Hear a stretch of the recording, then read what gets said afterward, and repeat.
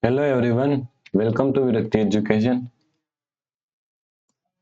So 64 divide 8 plus, now in the parenthesis 7 multiply 4.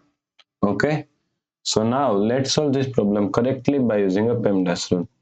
PEMDAS P A M D A S. According to PEMDAS, first priority is parenthesis, second priority is exponents, third priority is multiplication and division. Here multiplication and division both have equal priority, so we have to solve it from left to right.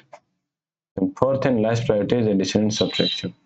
Also addition and subtraction is equal priority, so we have to solve it from left to right. Okay. So in this question, here is one division, here is one addition, and here is one parenthesis. Okay. So first we have to solve this parenthesis.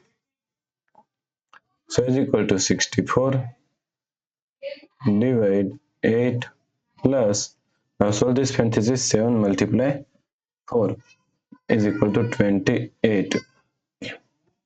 Okay, now here is division and here is addition. So according to PEMDAS rule, first priority is division, then we have to solve addition. Okay, so is equal to 64 divide 8 is equal to 8 plus 28. Okay, so now 8 plus 28 is equal to 36.